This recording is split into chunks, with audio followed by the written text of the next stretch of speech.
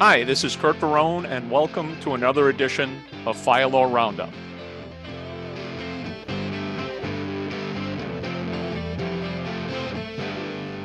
Okay, let's go to Texas. Here we have, listen, it's not so different than any other discrimination suit, right? Where the tests are the same. She's got to allege that she's in a protective class, female of a certain age in this case, right? Then the burden shifts. But we'll talk about that. But basically, in the end, she has to allege that there was harmful action taken against her based on her being in a protective class, female age. And I'll get into the facts, they're simple facts, but about what ultimately happened. She has to show there was discriminatory action taken against her, which was the termination. And then it flips back to the fire department, to the city, to say, no, we had a legitimate reason to terminate her. And that's really the point of this. So a former Texas assistant chief, she was terminated in 2021. She's now filed suit in federal court. She alleges gender discrimination, but also sexual harassment and retaliation. She basically says, as everybody does, I was fired, right, as soon as I made a complaint. But even before that, she was denied training. She wasn't treated like other men in similarly situated circumstances. She was denied certain opportunities. She was treated less favorably. And then she says, listen, I complained directly to the chief, and the next day I'm terminated. Okay, that basic facts, not very different like anything else. What's always interesting in these types of cases is what's the municipal justification for her termination, right? And we've seen, like with a probationary employee, that case where they had piles of paper saying you were not a good employee, right? Mm-hmm. Yeah. So here, their justification is, well, she had a Class A misdemeanor conviction on her record, which two issues are raised. One, you raise in the blog, which is, well, wait a minute, so did many other people, right? And that is, if true, going to be a real issue. Now, look, they could say, well, yeah, so were other people, but none of them rose to the rank of chief, right? Or a chief. And these were simply firefighters who we never would have allowed to rise to the rank of chief, and we hold chiefs as higher standards. I'm making this up, right? That could be a possible distinction. But if this is true, that other firefighters in similarly situated situations, right, meaning they have Class A misdemeanor convictions, if they were not fired, then she's got a pretty good case, assuming nothing else than just that fact. You know, this is Brad. There's an interesting dynamic here with that McDonnell-Douglas burden shifting that I think is worth discussing. So, and again, I think of it almost like a tennis match where one side has the ball, they got to hit it over the net. That was her saying, number one, I'm a female, and number two, I've been terminated. So I'm in a protected class and I've been terminated. So she gets it over the net first. Now the department has to hit the ball back. And they do. They say, we have a legitimate, non-discriminatory reason for terminating you.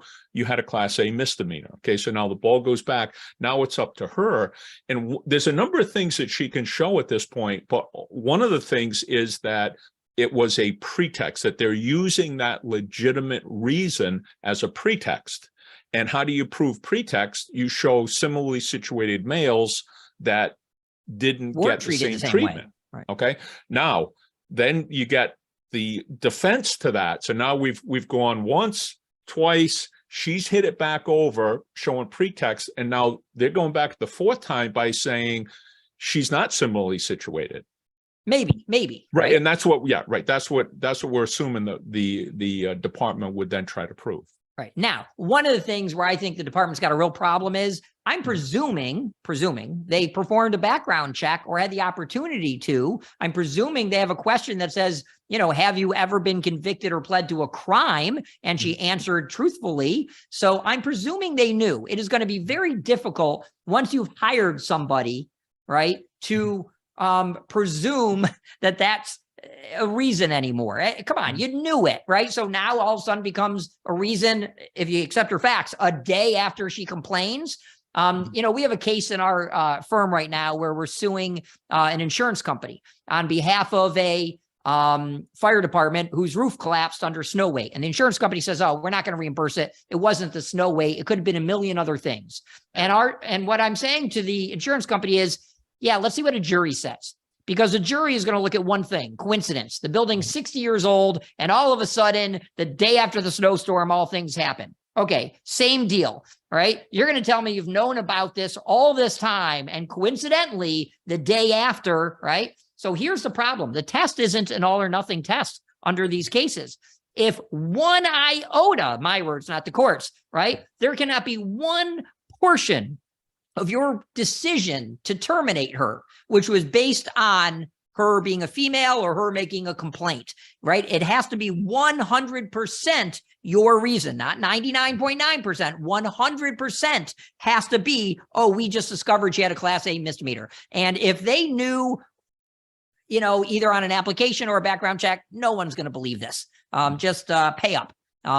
Again, I don't know anything more background. There's more on your blog, right? Gives a little history of it. There's a history there, but I'm not sure how much of that's going to be relevant in this case. So I don't think you need much more than this. If this is all they've said, right, then that's kind of enough. They, you know, but let's see what the total response is from you know, the city. So very, very interesting. I think more than that, it's interesting because, again, as you and I are doing, we're giving professional life lessons, right, to everybody who watches this, and they should understand, as you and I said with regard to that probationary firefighter a number of weeks ago who had a stack of bad performance reports in writing on the day or day after it happened. This is what you want to do. You better thoroughly document poor performance, right? And by the way, I'll throw one other thing out, even though this is a little different, but at least in New York State, terminations for cause in front of the Department of Labor. This is not a harassment discrimination rule, but I think it matters.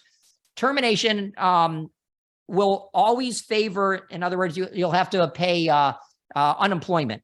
You have to pay unemployment if you terminate somebody without cause. You don't have to pay unemployment if you terminate somebody for cause. So for cause, at least in New York State, and I bet this is fairly universal, is not if somebody was bad at their job. It's that they refused to do their job. So there's a big distinction here. They were bad at their job versus they refused to do their job in the way we told them, right? If they refused, fine, they're insubordinate, right? If they're just bad at it, you better document the heck out of that, and that wasn't correctable, et cetera.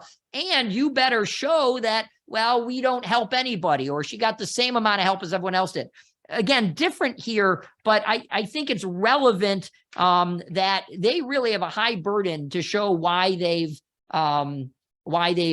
terminated her. And I just don't think this is going to cut it based on what we've seen.